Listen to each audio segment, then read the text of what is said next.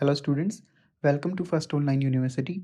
Today we are going to learn about the introduction of the neural control and coordination. You can use the coupon codes Mission JEE and Mission NEET to get special discounts on JEE and NEET courses on First Online University mobile app.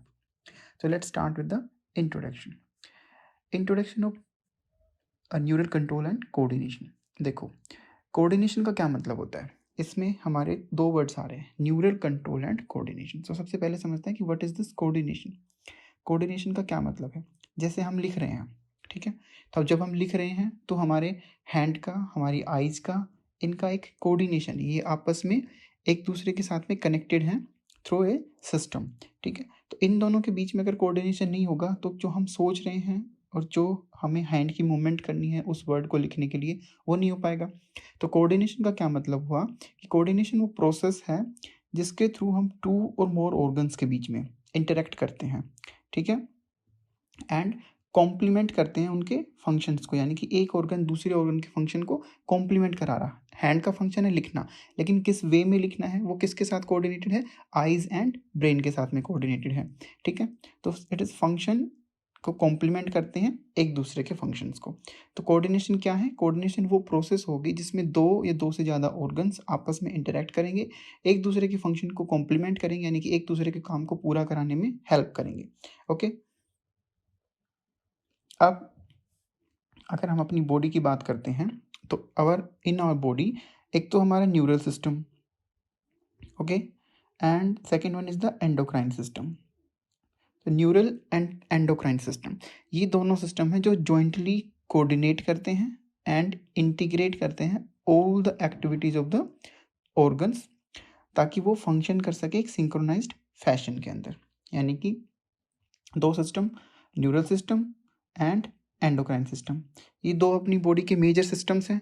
Neural system में अपने nerves आते हैं, brain आता है, spinal cord आता है, and endocrine system के अंदर जो हमारे हॉर्मोन्स हैं, जो केमिकल इंटरेक्शन हो रहा है, वो वाला पार्ट आता है. तो neural part and endocrine part. Neural part fast action के लिए, एंडोक्राइन पार्ट स्लो लेकिन सस्टेन्ड एक्शन के लिए. ठीक है, लंबे टाइम तक कोई काम कराना हो उसके लिए एंडोक्राइन सिस्टम है. तो ये दोनों आपस में कोऑर्डिनेटेड हैं कि किस एक्शन को फास्ट करना है, फिर उसको सस्टेन करके रखना है, इन दोनों कामों के लिए. तो ये सब ऑर्गन्स को, एक्टिविटीज़ को इंटीग्रेट करते हैं, कोऑर्डिनेट करते हैं, और ताकि सारे के सारे ऑर्गन एक सिंक्रोनाइज्ड ऑर्केस्ट्रिक फंक्शन कर सके. ओके, तो ये ऑलरेडी मैंने बता दिया. हमारा जो न्यूरल सिस्टम है, दिस न्यूरल सिस्टम क्या करता है, it provides an organised network of point to point connections. ठीक है ना, न्यूरल सिस्टम कैसे काम करता है, पॉइंट टू पॉइंट कनेक्शंस की फॉर्म में काम करता है, और क्विक कोऑर्डिनेशन के लिए हमें क्या चाहिए, न्यूरल सिस्टम चाहिए. तो पॉइंट टू पॉइंट कनेक्शन का मतलब ये हो गया कि अगर फॉर एग्जांपल हमारा ब्रेन है, ब्रेन से हमारे हैंड के पास में नर्व जाएंगी तभी हमारा हैंड फंक्शन कर सकता है. लेकिन वहीं अगर हम एंडोक्राइन सिस्टम की बात करें तो endocrine system provides the chemical integration through the hormones. तो हॉर्मोन्स को वर्क करने के लिए पॉइंट टू पॉइंट कनेक्शन की ज़रूरत नहीं है. ऐसा नहीं है कि ब्रेन के साथ वो डायरेक्टली कनेक्टेड रहेगा हॉर्मोन तभी वो फंक्शन कर सकता है. ब्रेन से एक सिग्नल आएगा, वो हार्मोन रिलीज किया जाएगा, वो हार्मोन ब्लड से थ्रू होते हुए उस ऑर्गन तक पहुंचेगा जहाँ पर उसको एक्शन करना है, और वहाँ पर वो एक्ट करेगा. तो वो अब डायरेक्टली ब्रेन के साथ में कनेक्टेड नहीं है, यानी कि फिजिकल कनेक्शन नहीं है, लेकिन कोऑर्डिनेटेड फंक्शन है. लेकिन अगर हम न्यूरल सिस्टम की बात करते हैं तो उसमें एक physical connection, point to point connection जो है वो भी रिक्वायर्ड होता है. ठीक है, तो ये समझ आ गई हमें neural system and endocrine system की बात. ओके, अब हम पढ़ते हैं ह्यूमन न्यूरल सिस्टम के बारे में, जो हमारा ह्यूमंस का न्यूरल सिस्टम है. तो जो नर्वस सिस्टम बोलो या न्यूरल सिस्टम बोलो, दोनों एक ही बातें हैं. तो दिस न्यूरल सिस्टम या नर्वस सिस्टम क्या फंक्शन करेगा, कोऑर्डिनेट का एंड कंट्रोल का.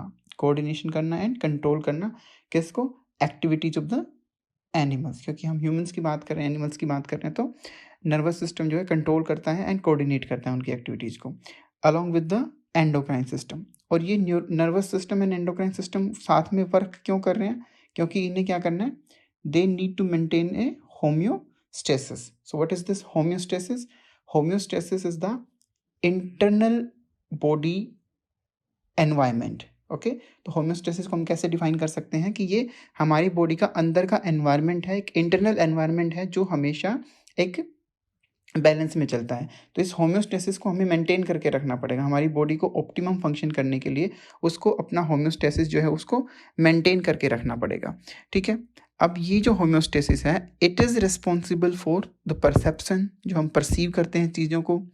ठीक है, जो हम बिहेवियर करते हैं, जो हमारे पास मेमोरीज़ हैं, जो वॉलंटरी मूवमेंट्स हम कर रहे हैं या इनवॉलंटरी मूवमेंट्स कर रहे हैं, तो ये सब क्या है, न्यूरल सिस्टम का ही पार्ट है। कि हमें किसी चीज़ को परसीव किया, हमने किसी चीज़ को टच किया, हमें फील हुआ कि वो वार्म है, कोल्ड है या कैसा है। ठीक है, हमारे पास में we have so many memories, we can do some voluntary movements, जैसे हमने हाथ उठाया, हमने पेन को पिक किया, हमने मोबाइल को पिक किया, ये सारी वॉलंटरी मूवमेंट जो है हमारे न्यूरल सिस्टम के कंट्रोल की वजह से है। अब जो ये जो न्यूरल सिस्टम है इसको दो पार्ट्स के अंदर डिवाइड किया गया है।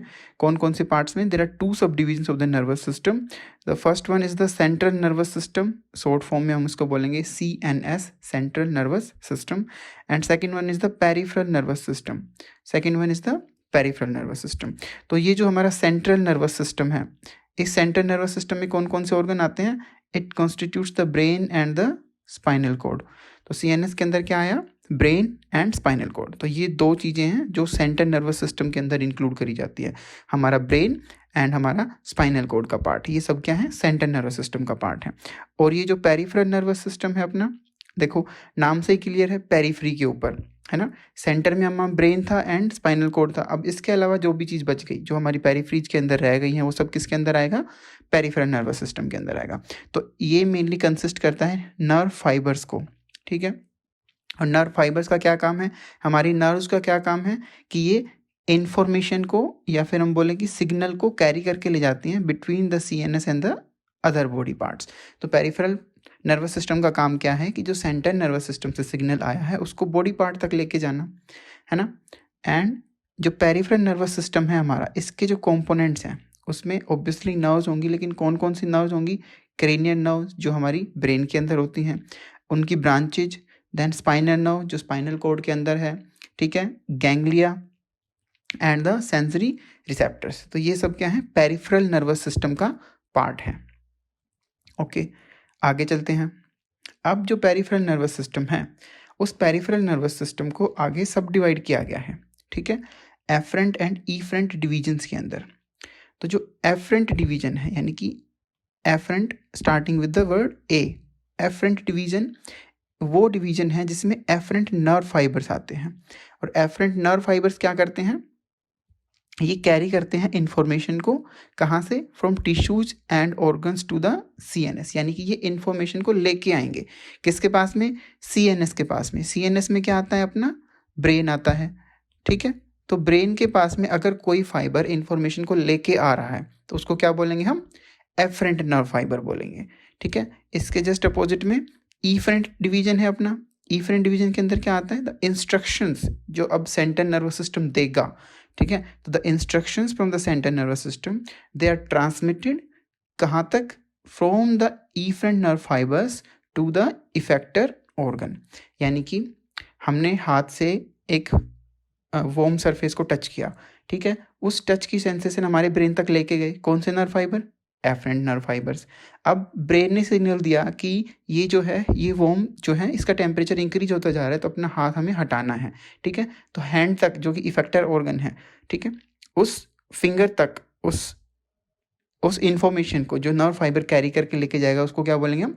इफरेंट डिवीजन का पार्ट होगा, वो इफरेंट नर्व फाइबर होगा। ठीक है ना। अब जो इफरेंट डिवीजन है, इस इफरेंट डिवीजन को जो है हमने दो पार्ट्स में डिवाइड किया गया है। This efferent division is divided into two parts. कौन कौन से पार्ट्स हैं? एक तो है सोमैटिक न्यूरल सिस्टम, ठीक है, सोमैटिक न्यूरल सिस्टम, एंड एक है ऑटोनॉमिक न्यूरल सिस्टम। तो somatic and autonomic neural system. अब ये देखते हैं कि सोमैटिक और ऑटोनॉमिक न्यूरल सिस्टम क्या है। देखो, सोमैटिक नर्वस सिस्टम या सोमैटिक न्यूरल सिस्टम जो है, इस सोमैटिक नर्वस सिस्टम के अंदर it consist of the nerve fibres. वो वाले नर्व फाइबर्स आएंगे इसमें जो ट्रांसमिट करेंगे इम्पल्स को from the CNS to the skeletal muscles. Okay, somatic, CNS to skeletal muscles, ठीक है, and it comprises the voluntary branch of the peripheral efferent division. देखो, पेरिफेरल का क्या फंक्शन था? पेरिफेरल का फंक्शन था कि CNS से किसी ऑर्गन तक लेके जाना।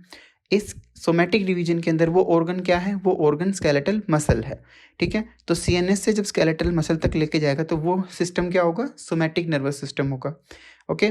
और स्केलेटल मसल्स कैसी होती है अपनी, वॉलेंट्री या इनवॉलेंट्री, ऑब्वियसली वॉलेंट्री होती हैं। तो ये क्या हुआ, ये वॉलेंट्री ब्रांच हो गई पेरिफेरल नर्वस सिस्टम की, ठीक है। तो somatic nervous system which is a part of peripheral nervous system is the voluntary branch of the peripheral nervous system, okay. इतना समझ आ गया। इसके बाद में हम चलते हैं ऑटोनॉमिक नर्वस सिस्टम पे। तो ये जो अपना ऑटोनॉमिक नर्वस सिस्टम है, दिस ऑटोनॉमिक नर्वस सिस्टम जो है it consist of nerve fibres. कौन से वाले नर्व फाइबर्स, जो ट्रांसमिट करेंगे इम्पल्सेस को कहाँ तक, सीएनएस से लेके smooth muscle, cardiac muscle and the glands of the body, okay. अब देखो, जो स्मूथ मसल्स हैं अपनी, क्या वो वॉलेंट्री होती हैं, नहीं ना। कार्डियक मसल जो है वो कैसी होती हैं, इनवॉलेंट्री होती हैं। देन अपनी जो ग्लैंड्स हैं वो क्या हमारे कहने पर सिक्रीट करती हैं, नहीं, उनका सिक्रीशन भी ऑटोमेटिक है।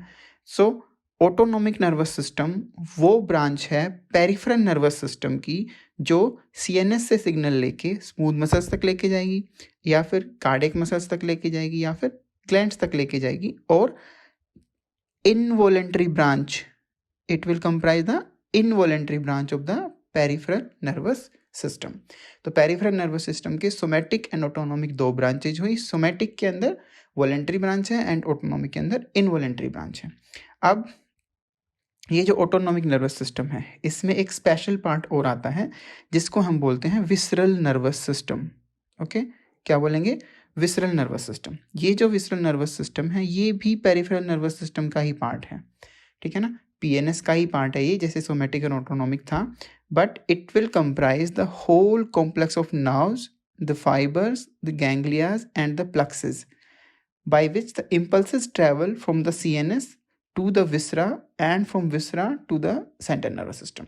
यानी कि ये एक ऐसा इंडिपेंडेंट नर्वस सिस्टम है जो किसके लिए फंक्शन कर रहा है, जो हमारे सेंट्रल नर्वस सिस्टम से जो विसरल ऑर्गन्स हैं, ठीक है। विसरल ऑर्गन्स में क्या क्या आते हैं, जैसे अपना स्टमक आ गया, ठीक है, इंटेस्टीन आ गई, अपना हार्ट आ गया, ठीक है। ये सब क्या है, अपने विसरल ऑर्गन्स हैं। तो सेंट्रल नर्वस सिस्टम से विसरल ऑर्गन तक और विसरल ऑर्गन से सेंट्रल नर्वस सिस्टम तक, तो वो जो फंक्शन काम करता है उसको क्या बोलते हैं हम, विसरल नर्वस सिस्टम बोलते हैं। ये विसरल नर्वस सिस्टम भी पेरिफेरल नर्वस सिस्टम का ही पार्ट है, लेकिन इस पेरिफेरल नर्वस सिस्टम के अंदर नर्व्स के साथ साथ फाइबर्स भी हैं, ठीक है, गैंग्लिया भी है, प्लक्सिस भी हैं। प्लक्सिस क्या है, नंबर ऑफ, जब एक पूरा ग्रुप होता है न्यूरॉन्स का तो उसको प्लक्सिस बोला जाता है, ठीक है। तो ये सब उस इम्पल्स को ट्रैवल करके लेके जाते हैं और सेंट्रल नर्वस सिस्टम से विसरल ऑर्गन तक लेके जाएंगे, ठीक है। तो ये सब तो क्या हो गई अपनी डिफरेंट डिफरेंट ब्रांचेज। अब ये देखते हैं कि कंप्लीट ऑर्गेनाइजेशन अगर हम समझना चाहें तो वो कैसे काम करती है। देखो, अगर हमें ऑर्गेनाइजेशन पढ़नी हो नर्वस सिस्टम की तो सबसे पहले हम क्या देखेंगे कि हमारे पास में ये सेंटर में हमारा यहाँ पर ब्रेन है और ये हमारी स्पाइनल कॉर्ड है, ठीक है। तो brain and spinal cord, okay, brain and spinal cord. So this one brain and this is the spinal cord. तो ब्रेन एंड स्पाइनल कॉर्ड ने क्या कॉन्स्टिट्यूट किया, अपना सेंट्रल नर्वस सिस्टम कॉन्स्टिट्यूट किया। अब हमने क्या पढ़ा था, अगर कोई नर्व फाइबर सिग्नल को लेकर आ रहा है ना, कोई नई फाइबर सिग्नल को लेकर आएगा तो उसको क्या बोलेंगे हम, एफरेंट नर्व फाइबर बोलेंगे, यानी कि ये एफरेंट डिवीजन हो गया। और कोई सेंट्रल नर्वस सिस्टम से सिग्नल को लेके और ऑर्गन तक जाएगा तो उसको क्या बोलेंगे हम, ईफरेंट डिवीजन बोलेंगे, है ना, ईफरेंट डिवीजन बोलेंगे। तो ईफरेंट डिवीजन का मतलब क्या हुआ कि सेंट्रल नर्वस सिस्टम से और ऑर्गन तक लेके गया है। So input to the CNS from periphery is the afferent division and output from CNS to the periphery is the efferent division, है ना। अब ये जो एफरेंट डिवीजन है, इस एफरेंट डिवीजन के पास में कहाँ कहाँ से आता है signal, either from the visceral stimuli और फ्रॉम द सेंसरी स्टिमुलाई, ठीक है। अब ये सारा सिग्नल जाएगा ब्रेन एंड स्पाइनल कॉर्ड के पास में। यहाँ से brain and spinal cord signal देगा किसको, एफरेंट डिवीजन को। एफरेंट डिवीजन के हमने दो पार्ट पढ़े थे, कौन कौन से, आइदर सोमैटिक नर्वस सिस्टम और द ऑटोनॉमिक नर्वस सिस्टम, है ना, सोमैटिक और ऑटोनोमिक नर्वस सिस्टम। अब ये जो सोमैटिक और ऑटोनोमिक नर्वस सिस्टम है, तो सोमैटिक वाला पार्ट कौन सा था, जिसके अंदर स्केलेटल मसल इनको इन्वॉल्व थी। तो सोमैटिक नर्वस सिस्टम को स्केलेटल मसल को सिग्नल देना है, यानी कि ये कैसा हुआ, मोटर डिवीजन हुआ, है ना, मोटर डिवीजन। अब ये स्केलेटल मसल जो है वॉलेंट्री कंट्रोल के अंदर है, यानी कि हम मोटर एक्शन कर सकते हैं, हमें पता है हमें कब हैंड को उठाना है, कब हैंड को वापस रखना है, कब हैंड को टिल्ट करना है। ओके, तो ये हुआ हमारा स्केलेटल मसल के लिए सोमैटिक नर्वस सिस्टम। दूसरा था अपना ऑटोनोमिक नर्वस सिस्टम। ये ऑटोनोमिक नर्वस सिस्टम के अंदर दो डिवीजन पढ़े थे हमने, sympathetic nervous system and parasympathetic nervous system. अब ये जो sympathetic and parasympathetic nervous system है, ये अपने स्मूथ मसल्स को, कार्डियक मसल्स को, एक्सोक्राइन ग्लैंड्स को, एंडोक्राइन ग्लैंड्स को, इन सबको क्या है, सिग्नल्स भेजते हैं। और ये सारे ऑर्गन्स जिनको सिग्नल सेंड किया जाता है, यानी कि जिनको कोई काम दिया जाता है कि अब आपको ये काम करना है, इन सबको क्या बोलते हैं हम, इफेक्टर ऑर्गन्स बोलते हैं। ठीक है, क्या बोलते हैं, इफेक्टर ऑर्गन्स। और इन इफेक्टर ऑर्गन्स में मसल्स आ सकती हैं, ग्लैंड्स आ सकती हैं। ठीक है, मसल्स में कार्डिक मसल आ सकती है, स्मूथ मसल्स आ सकती हैं, स्केलेटल मसल्स आ सकती हैं। ग्लैंड्स के अंदर एक्सोक्राइन ग्लैंड भी हो सकती है और एंडोक्राइन ग्लैंड भी हो सकती है। इसी के साथ में हमने एक विसरल नर्वस सिस्टम और पढ़ा था, है ना। इस विसरल नर्वस सिस्टम का एक एग्जाम्पल जो है वो है एंटेरिक नर्वस सिस्टम। ठीक है, जो डाइजेस्टिव ट्रैक्ट से स्टिमुलाई लेके आएगा और डाइजेस्टिव ऑर्गन्स तक स्टिमुलाई को पहुंचाएगा। ओके, तो ये किसका पार्ट हुआ, विसरल नर्वस सिस्टम का पार्ट हुआ। एग्जाम्पल के लिए एंटेरिक नर्वस सिस्टम, एंटेरिक यानी कि जो हमारे इंटेस्टीन से रिलेटेड हो, डाइजेस्टिव ट्रैक्ट से रिलेटेड हो। ठीक है, तो ये है complete organisation of the nervous system. So this was all about the parts of nervous system, the complete organization of the nervous system. Thank you so much for your listening, and you can join the YouTube channel for live classes of NEET and JEE. So please go and subscribe our YouTube channel of First Online University, and you can also download the First Online University mobile app from the App Store and Google Play Store. So thank you so much, and keep learning with the global educational platform First Online University.